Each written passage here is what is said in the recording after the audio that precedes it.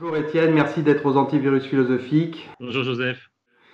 Alors, la difficulté de penser ce qui arrive aujourd'hui à l'humanité, je suis aujourd'hui convaincu que cet événement affecte l'humanité entière, ne cesse de se compliquer, de se complexifier. Pour cause, prolifération plus ou moins incontrôlée du virus dans à peu près tous les lieux de la planète, relative impossibilité aussi à déterminer qui est malade et qui ne l'est pas, peine à incarner des réponses politiques fortes et concrètes au sein d'une population affectée, mais agissant encore comme si elle ne l'était pas, ou pas assez en tout cas, l'impression très palpable d'être toujours en retard et pris au dépourvu face à la propagation de ce virus.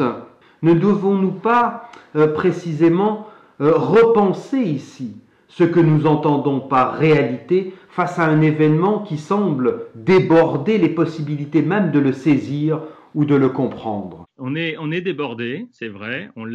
D'abord, on est surpris, c'est incroyable. C'est-à-dire qu'il y a 2 semaines, il faut se souvenir qu'on se divertissait au sens fort du terme. C'était pas pour nous. Et puis tout d'un coup, ça nous tombe dessus de manière extrêmement brutale. Donc on est confiné, même si ça n'est pas une maladie, ça n'est pas la peste ou le choléra ni Ebola, mais c'est quand même quelque chose qu'on maîtrise très mal.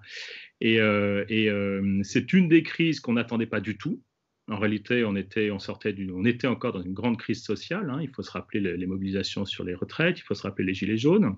On sortait quand même on était en plein dans une réflexion sur l'environnement et la crise écologique, hein, comme une crise majeure, hein, qui nous faisait parler de la fin du monde. On se souvient mal, mais tout de même, il y a 3 ou 4 ans, il était quand même question très fortement du terrorisme et ça nous tenait en haleine. Et tout d'un coup, nous tombe dessus une crise sanitaire qui n'était absolument pas prévue.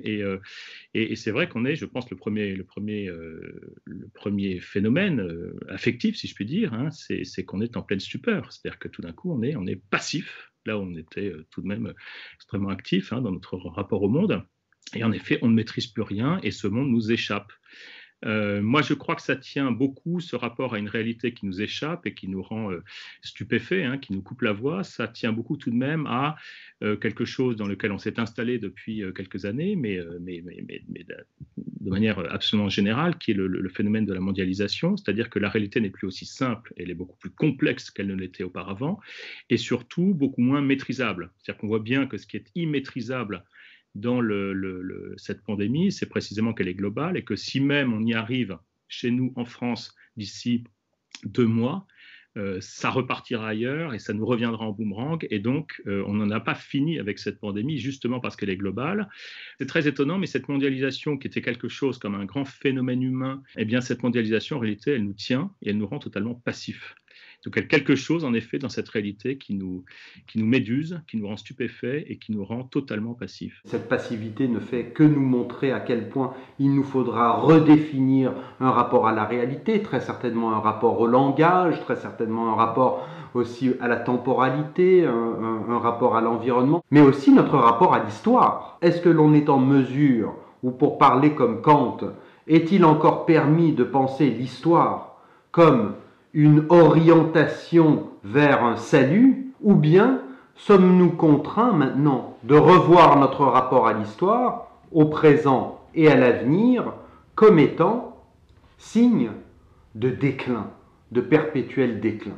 Car s'il y a une chose, ce virus montre bien tout ce que nous croyions bien fonctionner, à savoir la mondialisation, nous affecte d'une passivité où, semble-t-il, c'est le déclin et pas du tout le progrès qui s'affirme. Dans l'immédiat, moi j'ai envie de te répondre que la question est celle de reprendre la main, c'est-à-dire qu'on voit bien que ça nous échappe, mais au fond ça stigmatise un certain nombre de phénomènes de passivité qui sont bien plus généraux, c'est-à-dire que la technologie dans son devenir autonome nous échappe. Hein, le fameux paradoxe de Prométhée, c'est-à-dire que nous avons créé cette technique et c'est un instrument de maîtrise. Et en réalité, s'il y a bien quelque chose dans la maîtrise que nous ne maîtrisons pas, c'est la technique elle-même. C'est-à-dire que nous ne faisons plus l'histoire. C'est-à-dire que c'est cette autonomie technoscientifique qui fait l'histoire à notre place. Et la grande question, c'est est-ce qu'on peut reprendre la main? Est-ce qu'on peut décider de nos modes de vie? Est-ce qu'on peut décider rôle et de la place que nous donnons aux machines, aux ordinateurs, à l'intelligence artificielle dans nos vies ou pas. Et donc, nous ne faisons plus l'histoire. Et donc, la question, c'est pouvons-nous encore faire l'histoire? Quelle loi allons-nous nous donner pour pouvoir reprendre la main, pour s'octroyer même les conditions de possibilité pour reprendre la main? Car j'ai un peu l'impression que nous ne savons plus à partir de quel lieu reprendre la main. La question ici, c'est pouvons-nous refaire du politique? C'est-à-dire s'il y a un lieu en effet de maîtrise, c'est bien évidemment le politique, hein, et la délibération, la concertation, la décision politique. Toute la question, si on veut reprendre la main et refaire histoire, c'est repolitiser l'ensemble de ces problèmes et à quelle échelle en réalité? Est-ce qu'il faut revenir à des échelles nationales? Est-ce que c'est le lieu de la maîtrise? Est-ce qu'il faut gonfler en quelque sorte ou muscler le multilatéralisme contre les politiques bilatérales de Trump et donc refaire des organes cosmopolitiques du type ONU ou pas, ou une autre Europe par exemple, hein, dans le multilatéralisme?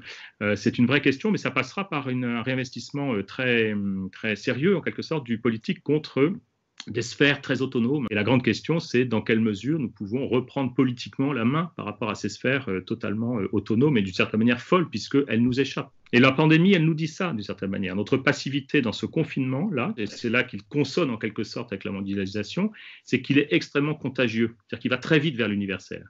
Et donc, il nous parle de ce monde qui se fédère, qui se connecte très vite.